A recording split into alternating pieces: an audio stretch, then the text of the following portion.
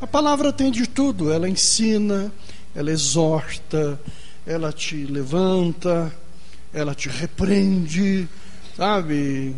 Em alguns momentos ela é um alimento, em outros momentos ela é a chibata, enfim, a gente tem de tudo, não é?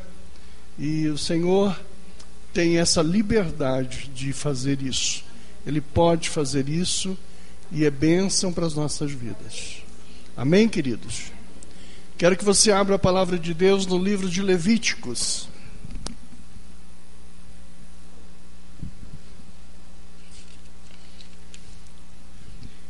Capítulo 1, versículo 1. Só isso. Assim diz a palavra de Deus. E chamou o Senhor a Moisés e falou com ele da tenda da congregação, dizendo: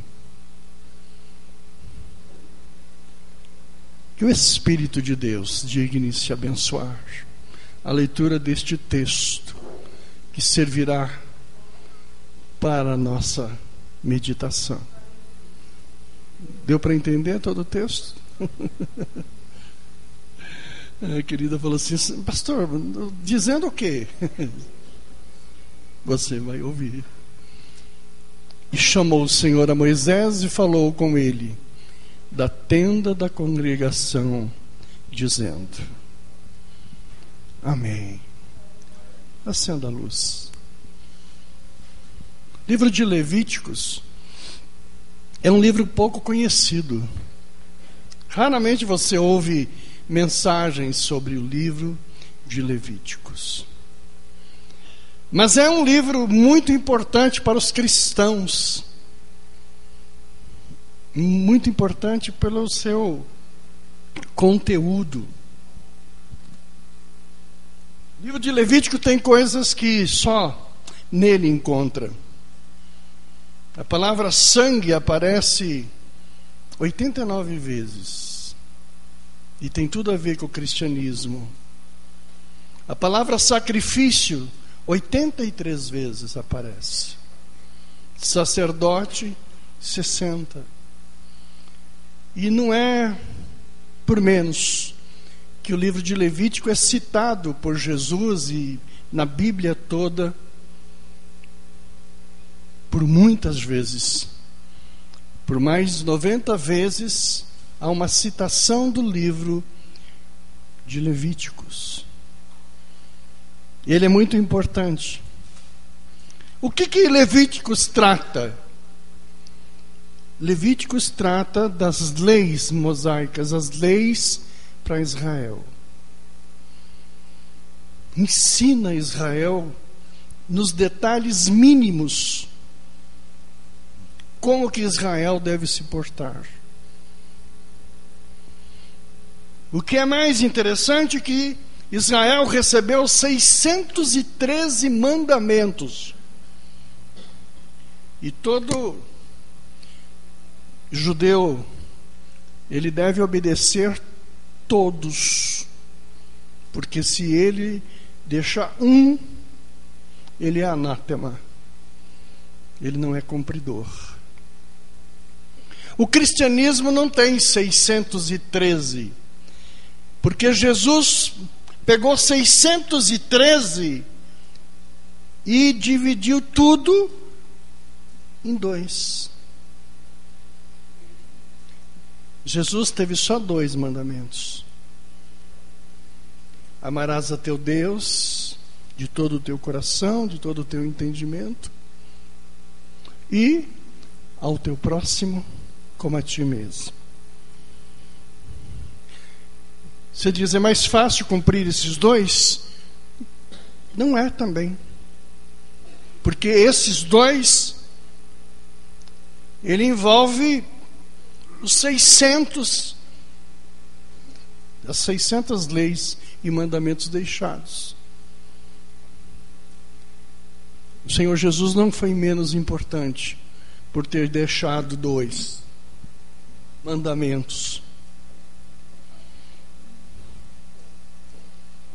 São tantas coisas que este Jesus, que é considerado o maior rabino que passou pela história,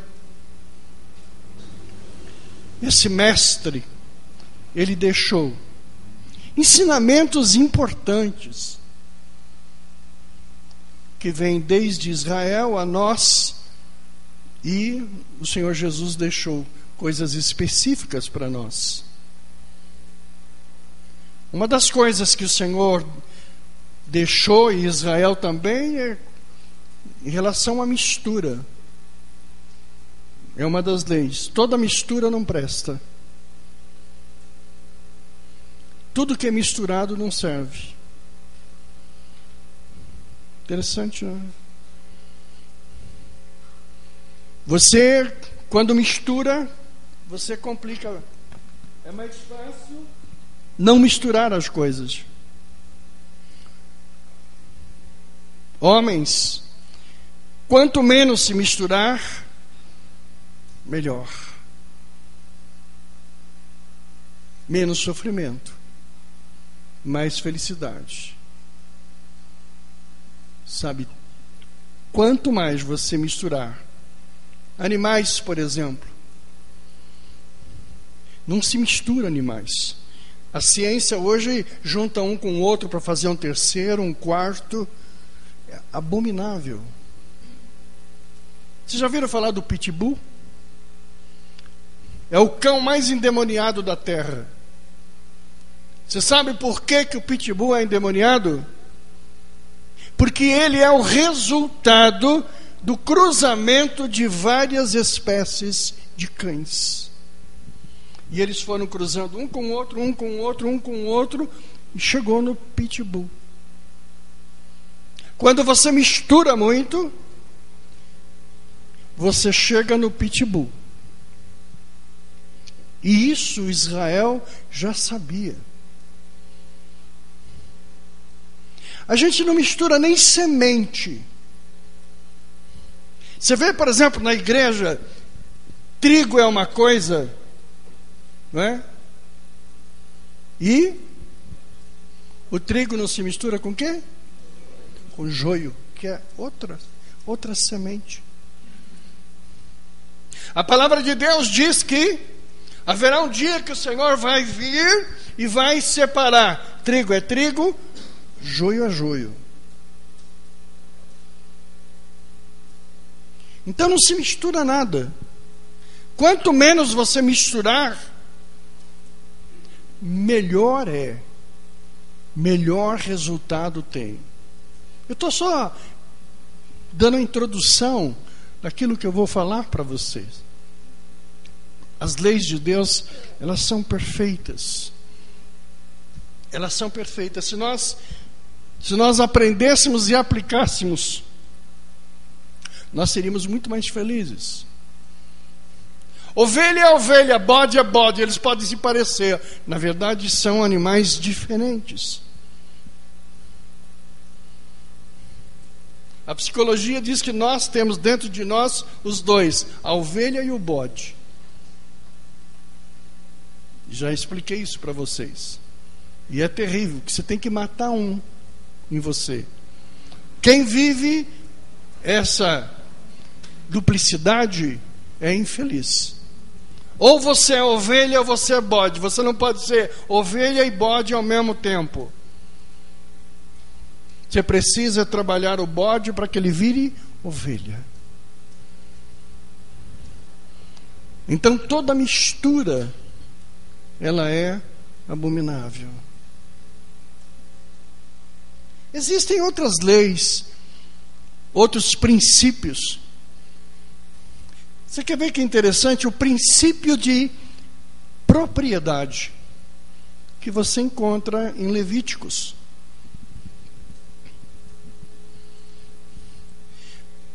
Você tem um terreno. No meio desse terreno tem uma mangueira. No pé da mangueira tem uma manga. De quem é a manga? Você vê como a palavra de Deus cuida de detalhes. Eu fiz uma pergunta para vocês: de quem é a manga? A manga é de quem comer? Não. A manga é de quem é dono do terreno.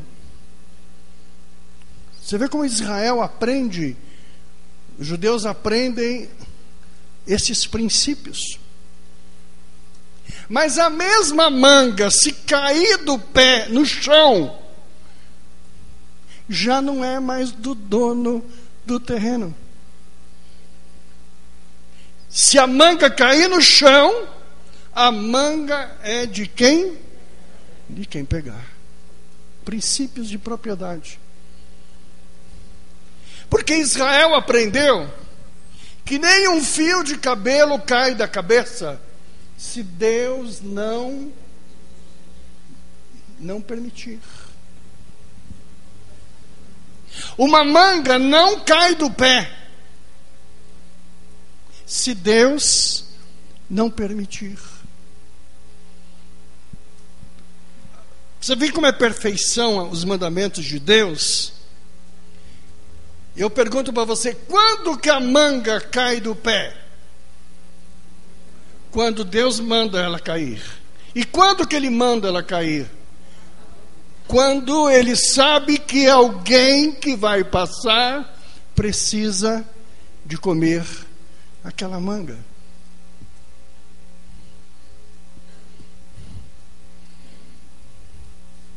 A manga cai do pé porque alguém precisa comer.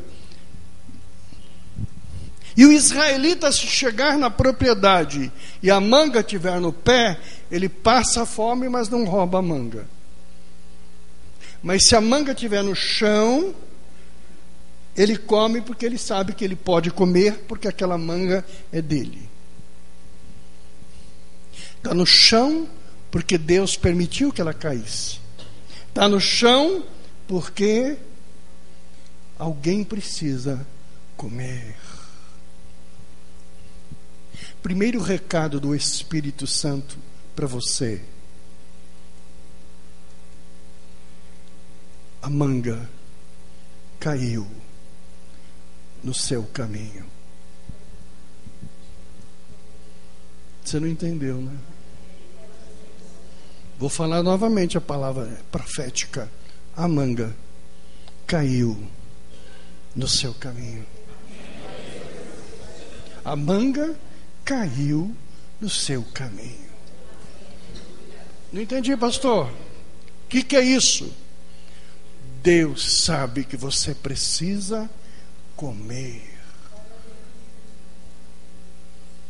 E Ele não vai deixar você caminhar com fome. Você que entrou desesperado aqui neste culto, preocupado com a tua vida financeira, eu estou profetizando para você: a manga está no chão. Quem quiser receber, diga: eu recebo.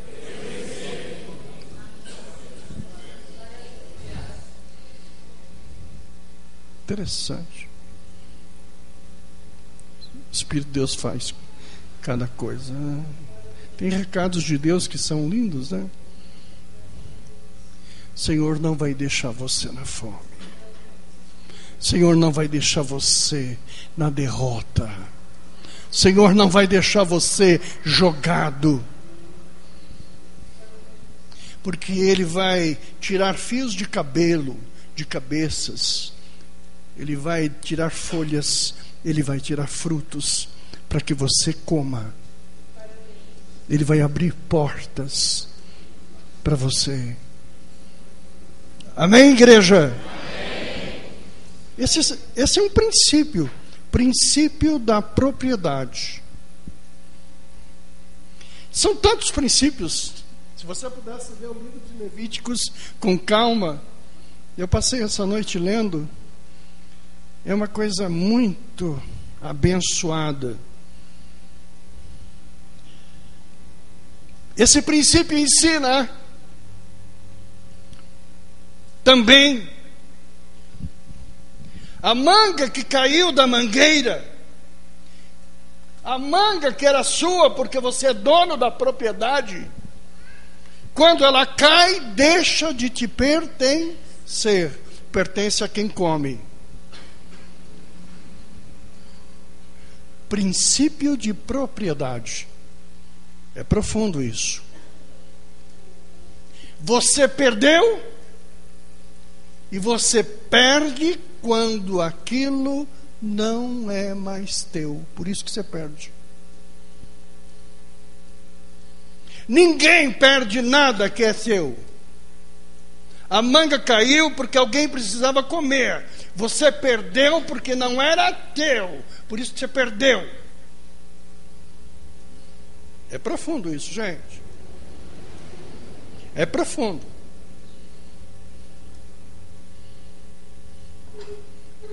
Se você deixar cair o dinheiro aqui, nem volte para trás. Alguém vai pegar aquilo lá e vai fazer proveito. E não é um malandro. Tudo que você perdeu ultimamente, esquece. Não era teu. Por isso que você perdeu. Não era para você.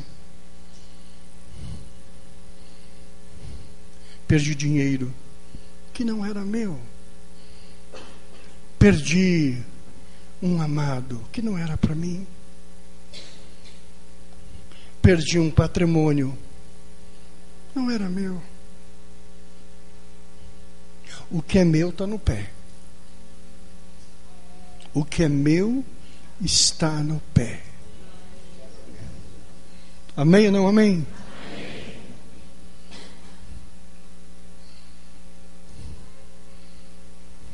Eu quero que vocês alcancem. Um dia nós vamos estudar Levíticos aqui. Ficar um mês inteiro estudando Levíticos. A gente estuda Levíticos assim, é profundo. Mas te ensina a viver. Ensina a viver. Se o namorado foi embora, é porque ele não era teu. Mas se ele voltar, ele está no pé. Amém ou não amém? Esses princípios são muito abençoados para você entender. Então Deus deixou 2 mandamentos. Ama o Senhor teu Deus. Esse é chamado mandamento de dentro.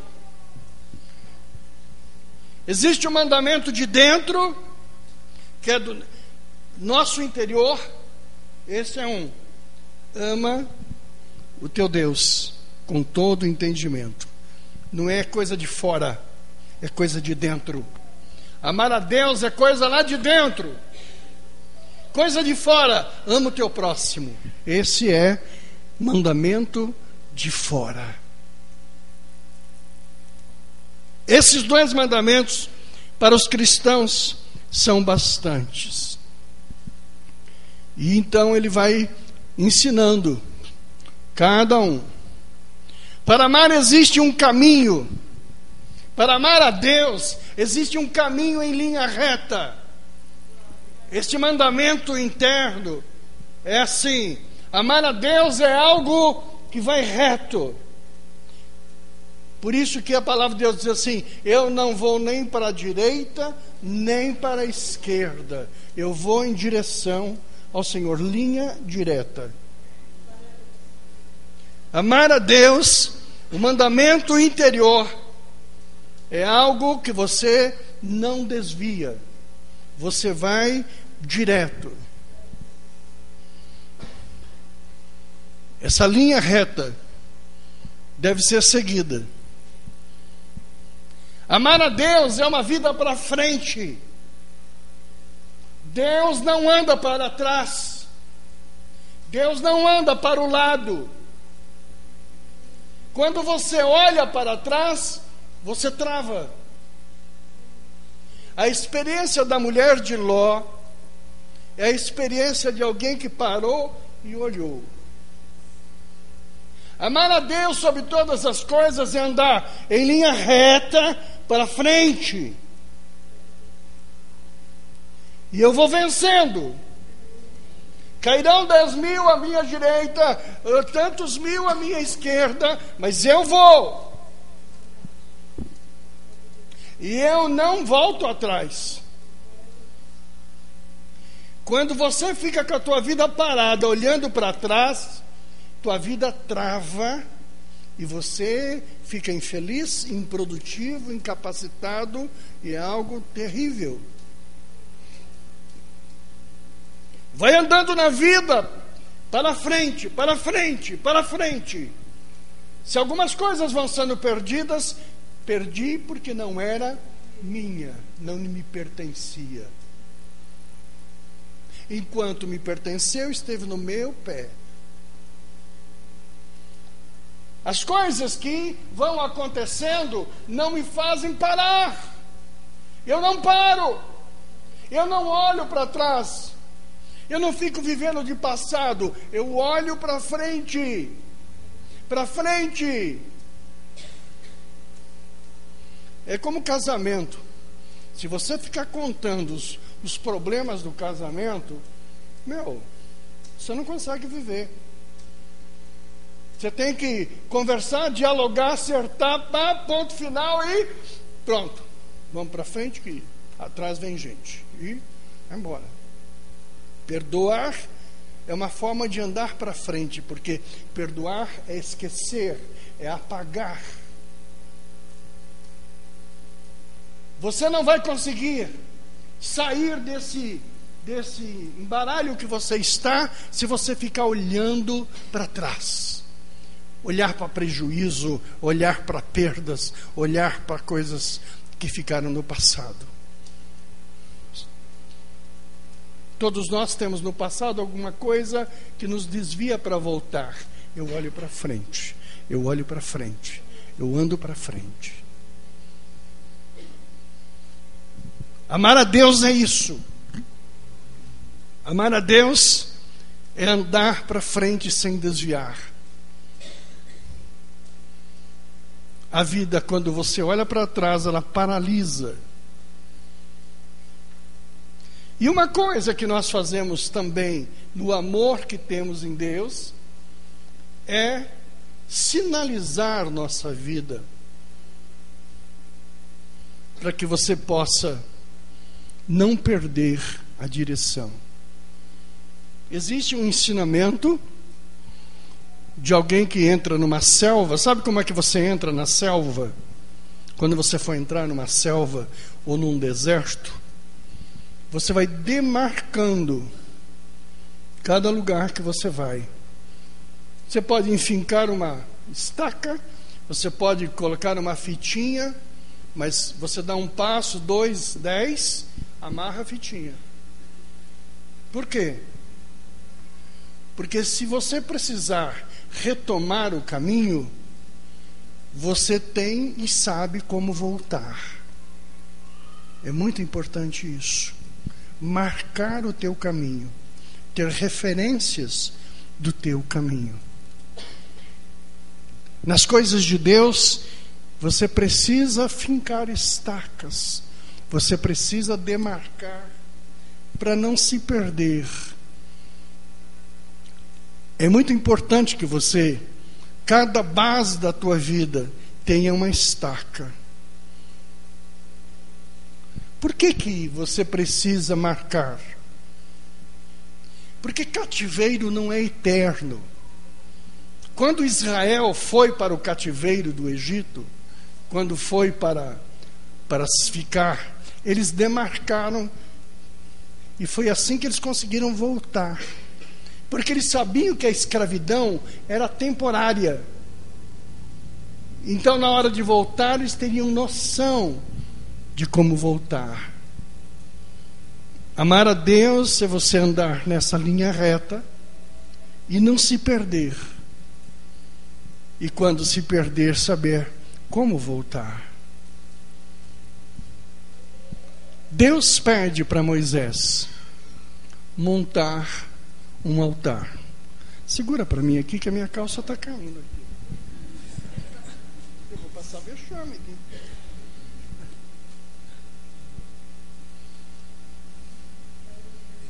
Glória a Deus, né?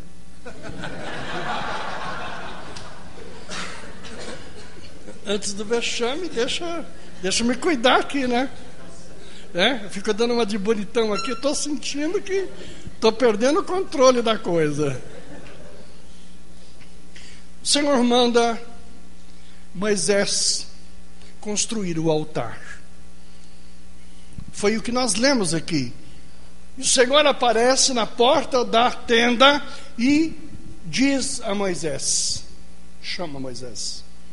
Na verdade, ele chamou Moisés para construir um altar. Agora eu vou começar a pregar. Até agora foi só a introdução.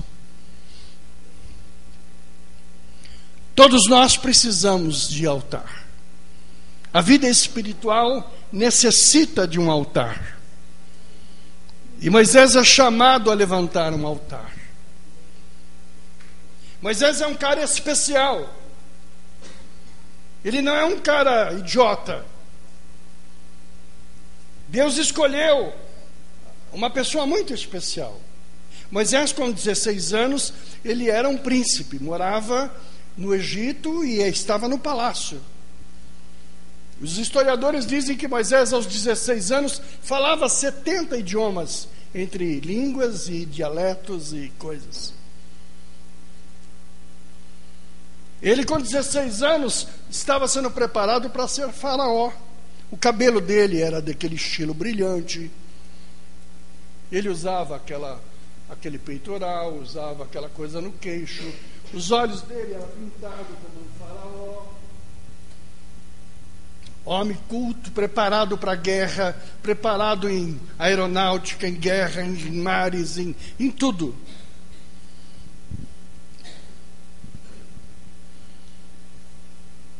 Eu estou falando agora dele aos 16 anos. E um dia, ele resolve fazer uma coisa, um estudo.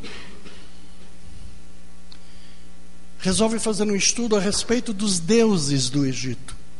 O Egito tinha Deus para tudo. E ele começa então a estudar os deuses do Egito. E estudou todos. Faltava só um Deus que ele não conhecia. E alguém disse para ele: o Deus que você não conhece é o Deus dos hebreus. Então Moisés vai a uma casa hebreia e diz para a mulher daquela casa: me fale a respeito do teu Deus. E ele estranhou, porque ele entrou na casa da hebreia e não tinha nenhum altar. E ele diz: olha, cadê o altar do seu Deus? E a hebreia disse para ele: não tem altar aqui. O meu Deus é invisível. E ele falou para ela: me mostra, deve ter um lugar onde esse Deus pode estar. E a hebreia levou um menino que preparava o estudo, e quando chegou num sepulcro, ela baixou-se, chorou. Moisés estranhou e falou: é aqui que está o seu Deus?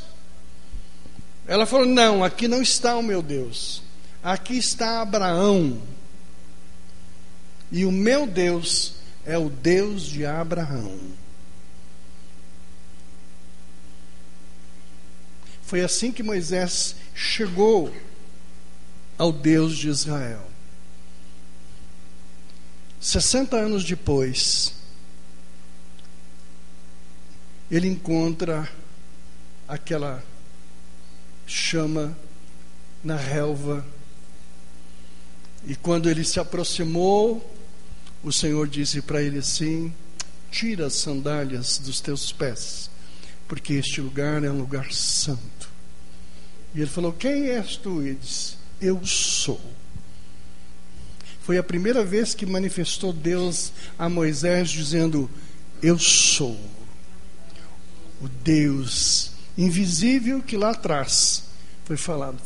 Foi quando ele conheceu o verdadeiro Deus. Aquele foi o altar que ele tanto procurava foi encontrar aquela chama numa sarça que ardia. Então, voltando à história, Deus fala para Moisés: eu quero um altar. Me faça um altar. E aí então Moisés começa a preparar, já agora, com 80 anos, ele começa a preparar o altar que Deus havia pedido. O texto sagrado diz que ele pergunta: Senhor, eu vou preparar com ouro? E o Senhor diz: não, ouro não. Então vou preparar o altar com prata? Diz: não, prata não. Diz: como vou preparar o altar? E o Senhor disse: com pedra. Por que o altar não pode ser ouro? Porque em cima do altar tem fogo. E o fogo derrete o ouro. Derrete a prata. Derrete o cobre. Por isso que altar de Deus não é suntuosidade, não é riqueza, não são metais. Altar de Deus é algo muito mais profundo. Você quer fazer um altar para Deus? Não precisa construir uma catedral de ouro. Aliás, o que mais se faz hoje é construir catedrais de ouro. Quanto maior, sabe? Olha, quanto maior a catedral, mais derrete a sua matéria-prima. No altar também verte-se água.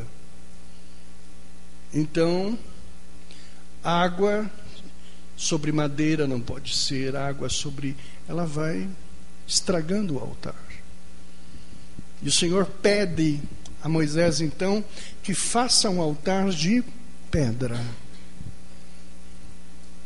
Como Moisés era especialista em Egito, ele falou: tá bom, eu vou então chamar os melhores artífices e vou preparar a pedra. E o Senhor disse: não. A pedra para o altar de Deus, ela não é talhada, ela não é trabalhada. A pedra para o altar de Deus, ela é como é, na sua origem. Quando Deus pediu um altar para Israel, Ele não põe a mão na pedra. Pega a pedra como ela é e ponha e faça o altar. Por isso que altar não se constrói com pedra moldada.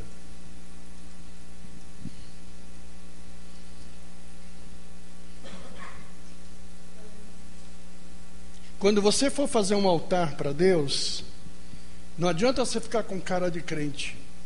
Você tem que ser crente. A cara. Não adianta você fingir que você não é. Só vale o que você é. Quando você for a um altar de Deus, você precisa ser genuíno. Você precisa ser não alguém que foi moldada. Não adianta você pegar uma ferramenta para arrumar a pedra. Não faz templo com pedra arrumada. O grande problema das pessoas é a igreja. Porque a igreja é um instrumento de formar a pessoa. Então fica, faz isso, isso pode, isso não pode, isso não pode. Isso daí é moldar a pedra, gente. E por isso que na igreja está cheio de gente que, apesar de estar 40 anos dentro da igreja, não evoluiu nada. As religiões estão aí para moldar. Quando Deus falou assim: eu quero pedra bruta, e essa pedra vai ser naturalmente preparada para ser altar. Nós somos pedras iguais às que estão por aí, umas pontiagudas, outras redondas, somos diferentes. Não dá para fazer todo mundo redondinho como eu, nem quadradinho como eu. Não queira fazer isso. Não fique tentando fazer as pessoas redondas, quadradas, pontiagudas.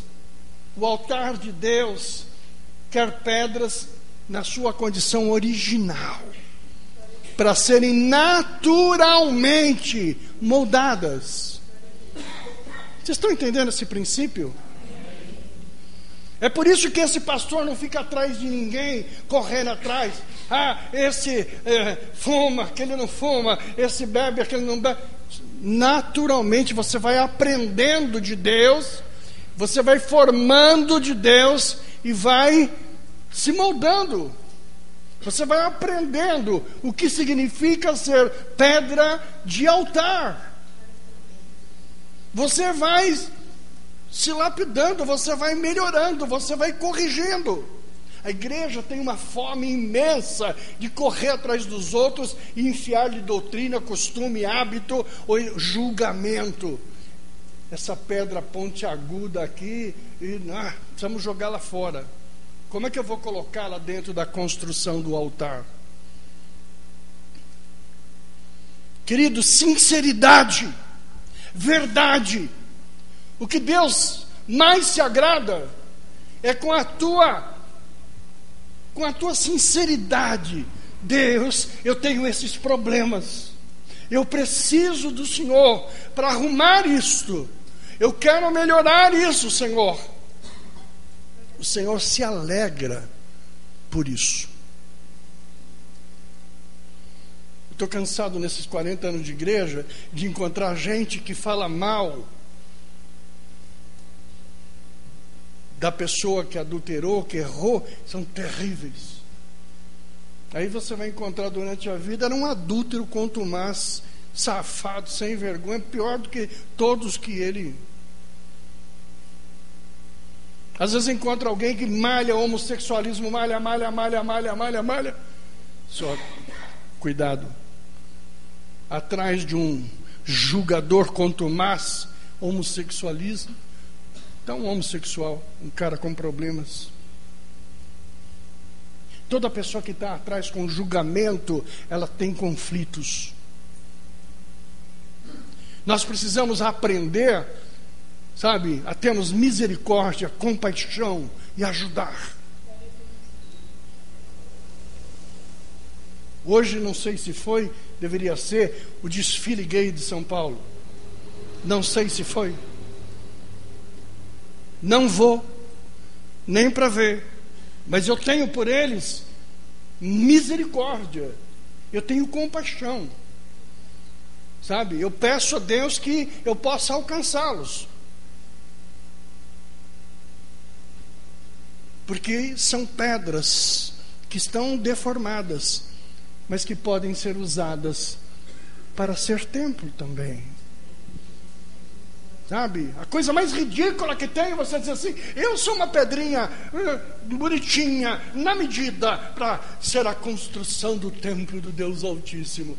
Meu, você é um porcalhão. Você não é nada. Você é um pecador contumaz, enrustido, mascarado, escondido atrás de uma máscara.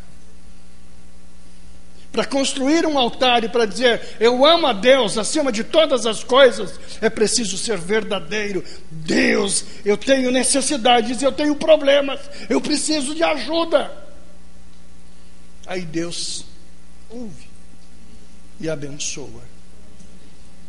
Amém ou não amém? Amém.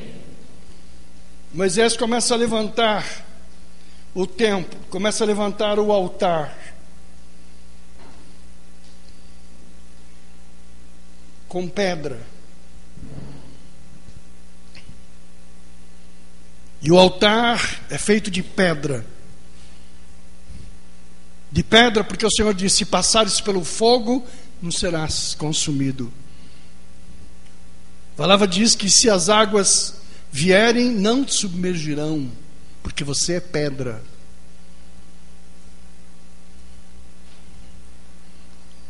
Você é especial de Deus, uma pedra original, como você é.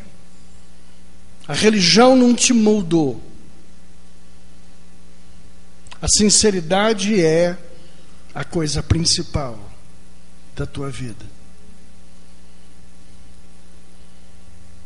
É muito importante você poder encaixar as pedras. Sabe que a função do pastor, a minha função aqui é encaixar pedra. Pedra que não bate uma com a outra, pedra que não tem simetria, pedra. Eu fico aqui, encostando uma na outra, pegou, essa não dá conta com essa. Passa, nem diz, paz o Senhor, nem paz seja convosco, nem olha.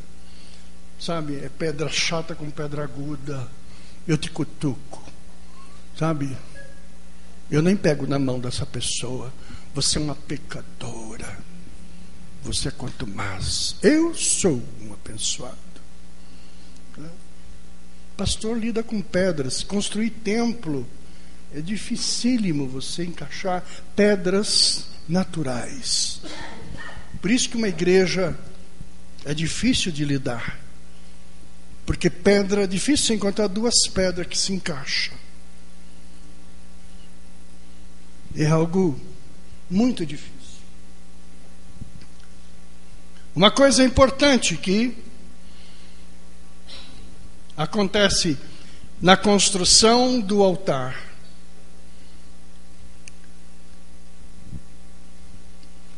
Levíticos diz que o altar tem que ter 2,88 metros de altura. Levíticos fala dos detalhes. Agora, como é que você vai subir no altar 2,88 metros? Eu tenho 1,75, 76. Agora, velhinho, já estou acho que com 1,72. Velho vai baixando. Daqui a um tempo estou com 1,60. Por que o Senhor pedia um altar tão alto, 2,88 metros? Porque é difícil subir no altar. É difícil subir no altar.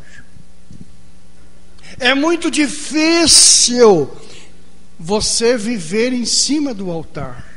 Não é fácil, queridos. Você diz, porque é alto, pastor? Porque é difícil. Eu imagino Moisés fazendo um pouco de conjectura aqui. Moisés diz, entendi. O Senhor está mandando eu construir uma escada.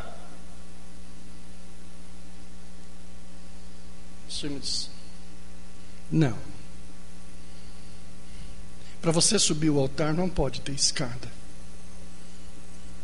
Porque a escada, o tamanho e a altura perde a referência.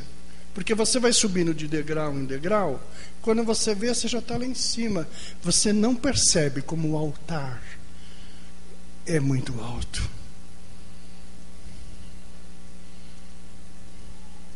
Na verdade, o que foi construído pelos levitas foi uma rampa.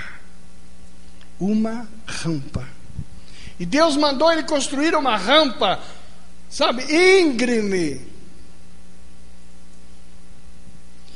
E as pessoas iam subir, mas ela era íngreme, e ela era lisa, e escorregava, e não dava para subir no altar. E eu estou dizendo, como é que eu vou subir no altar? Aí o Senhor fala, no altar só se sobe de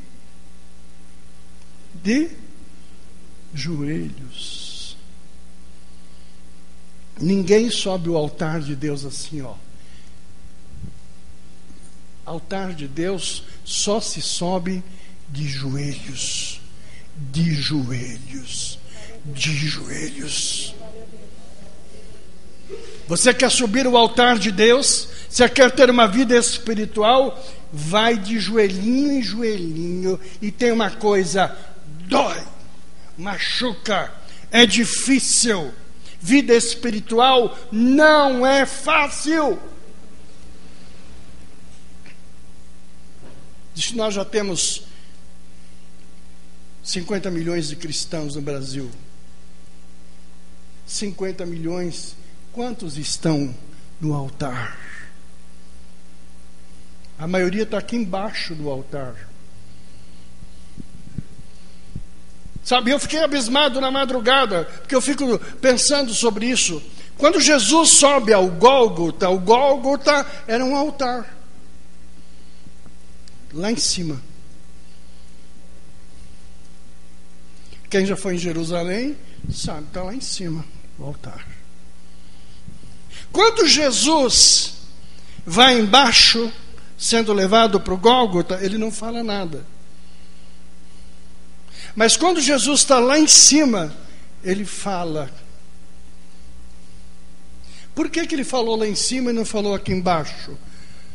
Porque tudo que se fala no altar, Deus ouve. Deus ouve o que se fala no altar. Toda palavra que é dita no altar é recebida pelo Senhor. E uma coisa que você precisa saber é que Deus, Ele não escuta, Deus ouve. E Ele não ouve pela orelha, pela audição, Ele ouve pelas narinas. Por isso que Ele diz que as palavras, as vossas orações serão transformadas em incenso e cheiro suave à minha presença. Deus ouve a tua oração aqui, ó, pelas narinas.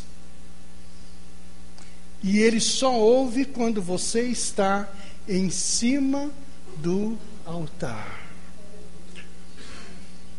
Deus não ouve oração de crente de carteirinha. Deus não ouve oração de cristão marca mané. Deus ouve oração de quem está no altar. Amém ou não amém? Está difícil? Tá, né? Mas você tem que comer esse músculo aí para aprender. Uma coisa que o altar tem, e por isso Levíticos é muito importante, que fala muitas vezes da palavra sangue. O principal do altar é sangue. Por isso eles levavam os animais lá, aqueles que eram escolhidos, e o sacerdote cortava lá a jugular, o pescoço, e o sangue era espargido no sacrifício. O sangue, portanto, no altar é muito importante. Não há sacrifício sem sangue. É por isso que o Senhor foi o nosso Cordeiro. O Cordeiro, eis o Cordeiro de Deus que tira o pecado do mundo. Ele é que foi espargido. O sangue dele é que foi derramado. E ele não foi bode, ele foi ovelha, porque ele foi quietinho para o altar. Há uma diferença do bode e da ovelha. O bode, quando era levado no altar, quando ele percebia que ia morrer, ele chifrava, ele dava paulada, ele dava coice, era um problema. Até hoje é um problema para o sacerdote oferecer um sacrifício de bode. Ele berra muito. A ovelha não.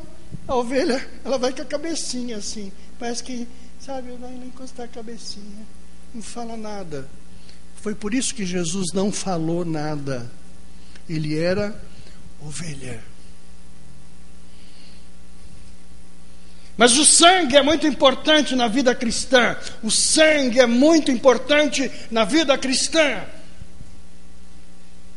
E agora eu vou falar para você um dos maiores mistérios que muito pouco crente sabe, e você vai saber por esta mensagem.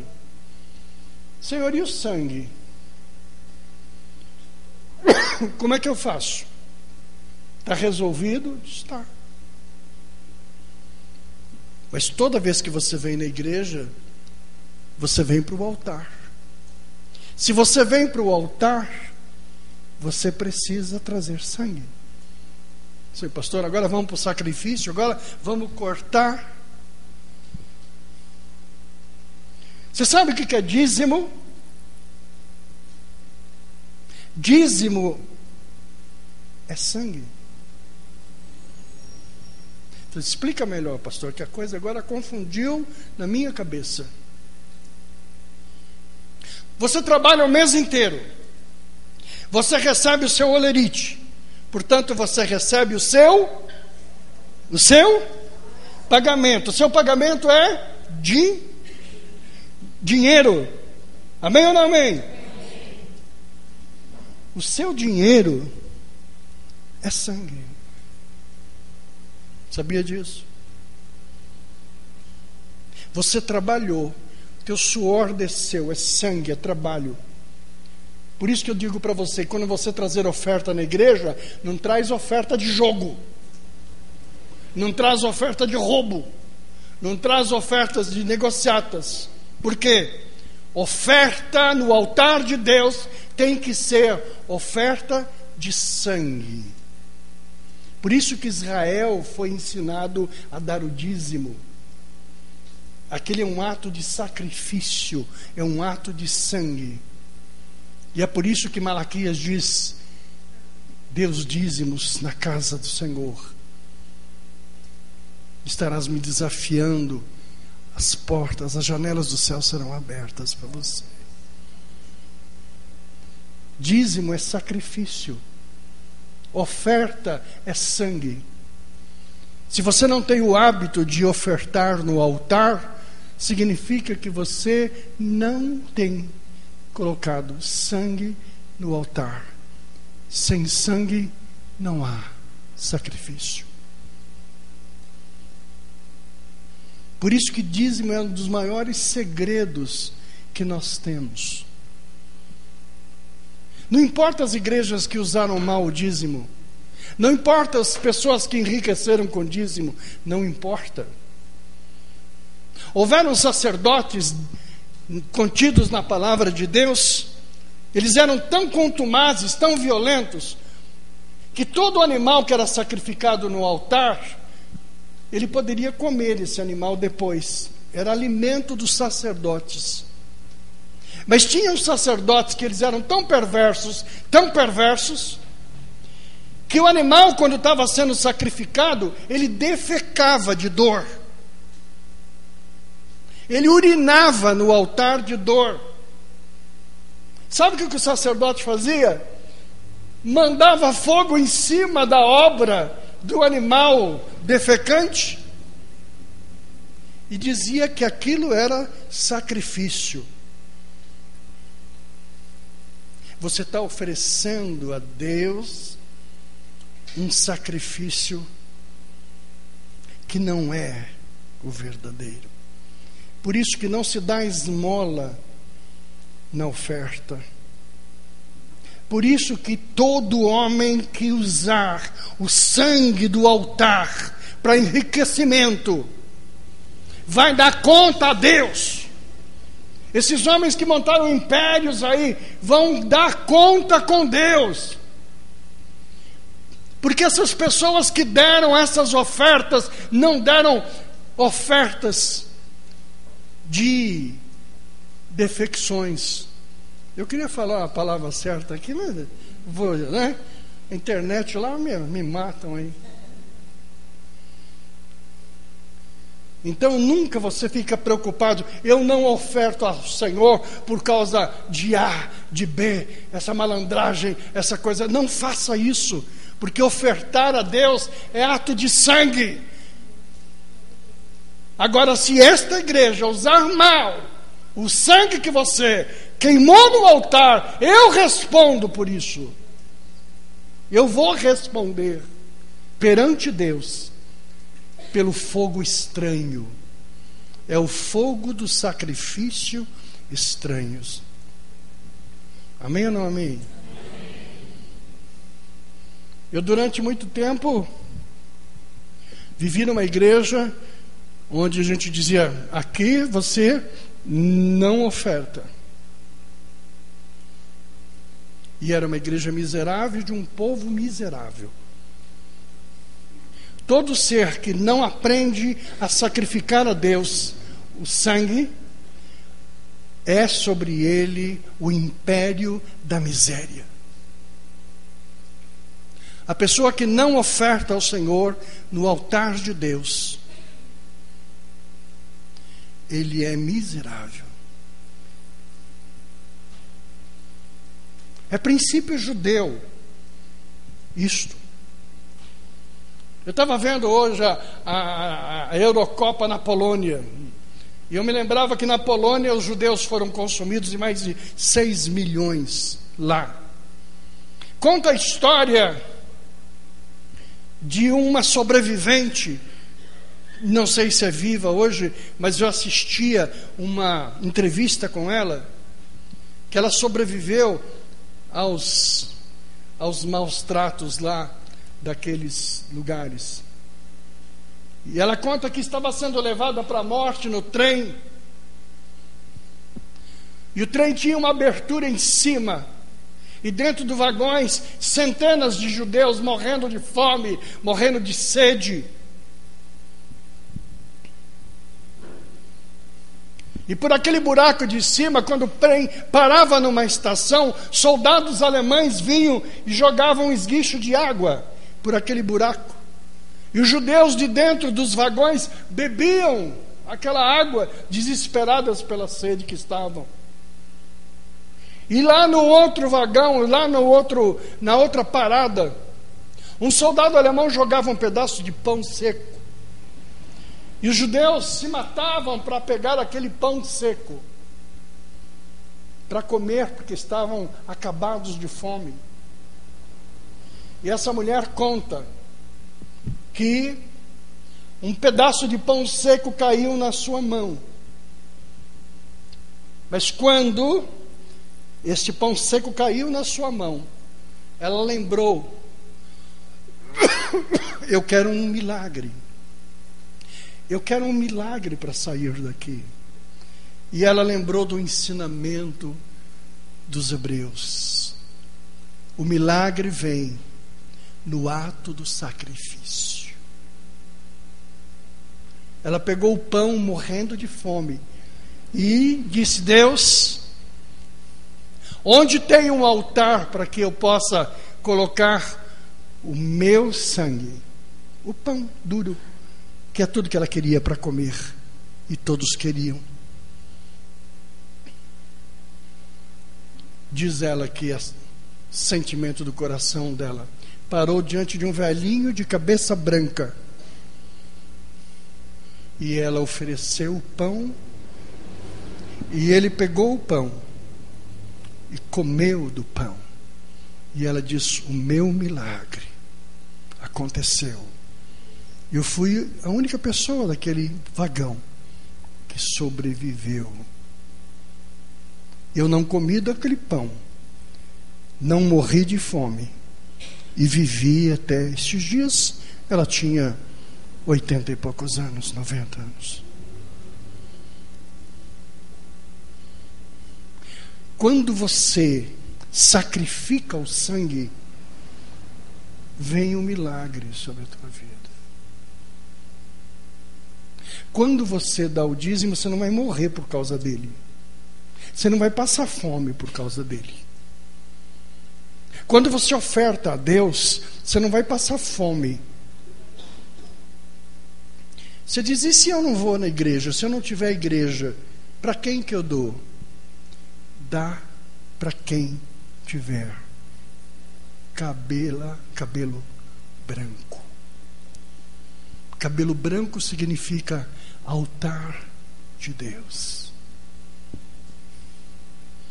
Sempre que você passar por uma cabeça branca, você reverencia. Você reverencia. É ato de humildade e de respeito a Deus. Sangue é vida. Sangue é vida. É por isso que os cristãos, os judeus, não comem chouriço. Nunca coma chouriço. Chouriço é um subproduto de sangue. Nunca ponha na tua mesa chouriço para comer. Você está comendo sangue. Sangue não se come. Sangue é vida. 2. A mulher em fase menstrual, em ciclo menstrual, não pode ser tocada porque ela está exposta ao sangue. Não pode ser tocada. Maridos, machões de plantão, ciclo menstrual, tem que dormir. Viu? Dormir. Acontece que a gente não espera, não quer esperar, não deseja esperar, né? O hormônio está violento. Né? Espera. Tem que terminar o ciclo. É preciso respeitar o sangue. O sangue é vida. Sabe? Existe a discussão religiosa a respeito dos testemunhas de Jeová, da forma, olha, em muitos casos, eles têm perfeito discernimento do que representa a palavra sangue.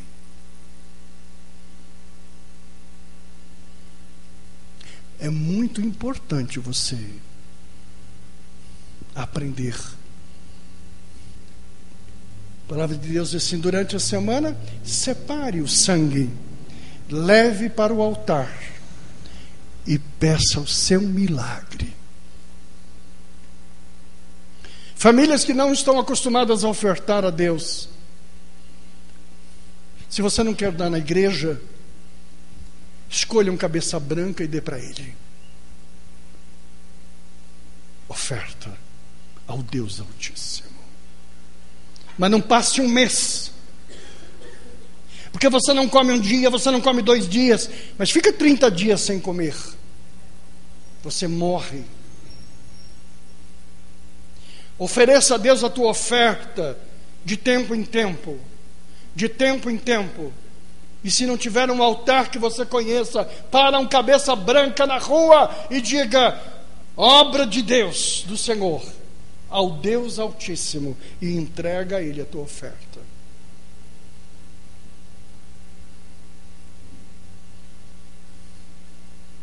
Amém, queridos? Não jogue comida fora. Não jogue teus bens fora. Há alguém que precisa dele. O que para você já não serve mais, para outro vai servir.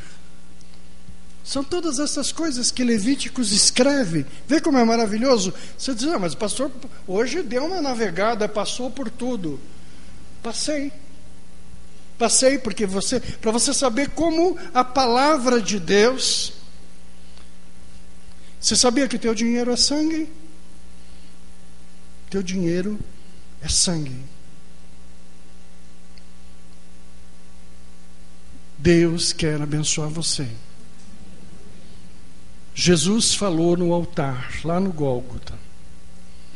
E Ele ouve e fala de cima do altar.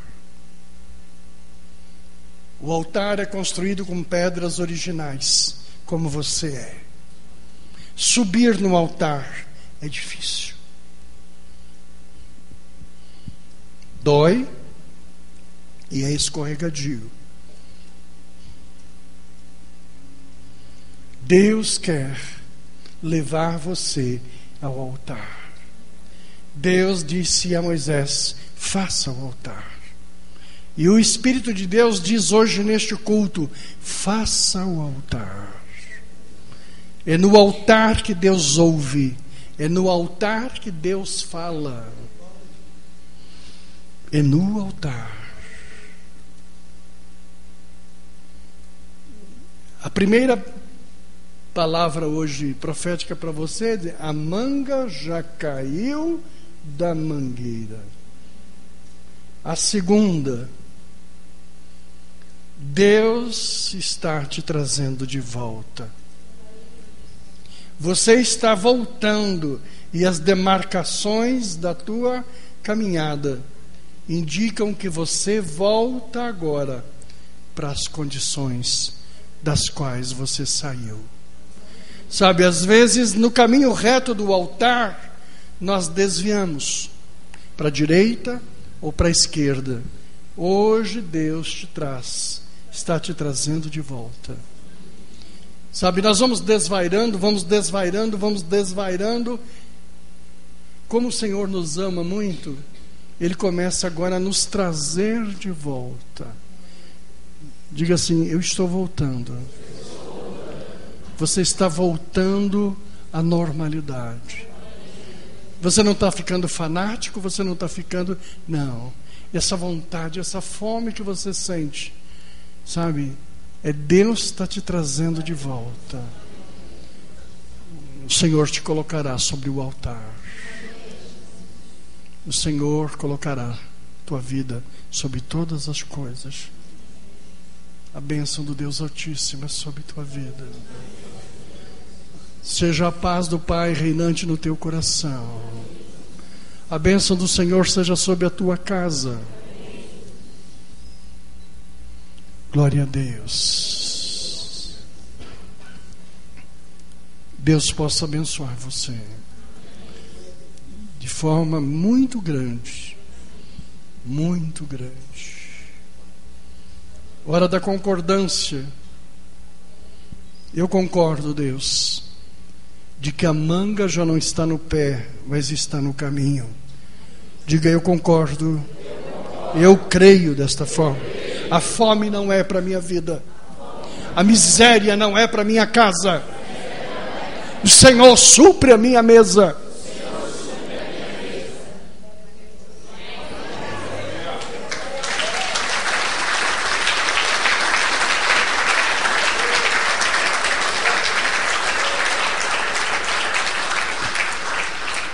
Se alguém está em dificuldades com a empresa, com o emprego, com dinheiro, em nome do Senhor Jesus, quantos concordam que Deus está abençoando nossas vidas agora? Nada vai te faltar. Ninguém vai tomar aquilo que é teu. Porque se cair uma manga, 2 mangas, 3 mangas, o mangueirão está cheio lá, e todas elas te pertencem, são suas. Ninguém vai subir para tomar da tua manga.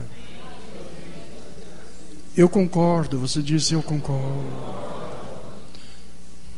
Eu concordo que sobre a minha vida a saúde está estabelecida. Nenhuma enfermidade passa pelo teu corpo.